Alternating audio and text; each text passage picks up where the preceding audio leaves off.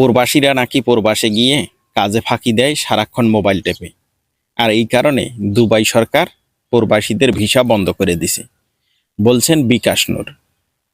আসলে তিনি নাকি আবার প্রবাসী কল্যাণ মন্ত্রী। আমি দেখছি যে তিনি বিভিন্ন সময় প্রবাসীদেরকে নিয়ে অনেক কিছু করার জন্য প্রতিশ্রুতি দিছিল। আবার অনেক সময় দেখছিলাম প্রবাসীদের কোনো কিছু নিয়ে কোনো সমস্যা হলে তিনি সেই বিষয় নিয়ে কথা বলছিল। সোশ্যাল মিডিয়ায় দেখছিলাম এই বিষয়গুলো। কিন্তু একটা কথা কি জানেন, যে একজন মানুষের যে অরিজিনাল রূপ সেটা কোনো পাওয়া যায় বা দেখা যায় সেই মানুষটা যখন ক্ষমতা পায়, সেই মানুষটা যখন একটা দায়িত্ব পায়, তখনই তার আসল রূপটা কোনো উঠে আসে। এই কথাটা বলার একটা উদ্দেশ্য হচ্ছে, তিনি হচ্ছেন প্রবাসী কল্যাণ মন্ত্রী। তিনি প্রবাসীদের দুঃখ সুখ এবং প্রবাসীদের বিপদ আপদ যত রকম সমস্যা আছে সেইগুলা নিয়ে কোনো চাইলে অনেক কিছু করতে পারেন, কিন্তু তিনি সেগুলা নিয়ে কিছুই করছেন না।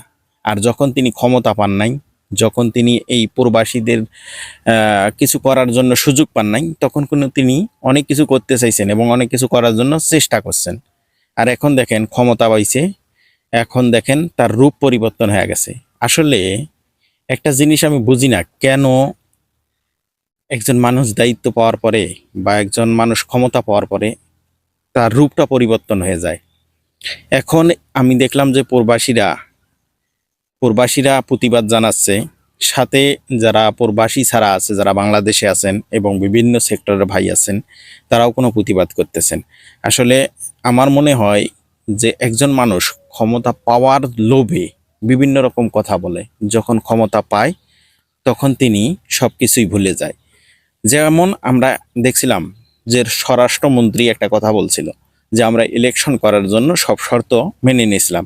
এখন তো আমরা ইলেকশন করছি, হয়ে গেছি, এখন কি আমাদেরকে সব কিছু মানতে হবে? তো সেই রকম আর কি মনে হলো যে ওই ভিপি নূর বা বিকাশ নূরও যেটা বলছিলেন আগে সেটা হলো মানুষ দেখানোর জন্য, আর এখন যেটা করতেছে সেটা হচ্ছে অরিজিনাল, তার অন্তর থেকে আসতেছে যে আসলে সে যেটা এখন করতেছে বা যেটা নিয়ে এখন আলোচনা সমালোচনা চলতেছে, এটাই তার মনের ভিতর আসল রূপ ছিল। আমার একটা কথা আসলে মাথায় ধরে না, যেই প্রবাসীর রেমিডেন্সের টাকা না হলে বেতন হইতো না, সেই প্রবাসীদেরকে নিয়ে এরকম কথা বলার সাহস পায় কোথায়? আসলে তিনি নাকি বলে আবার প্রবাসী কল্যাণ মন্ত্রী।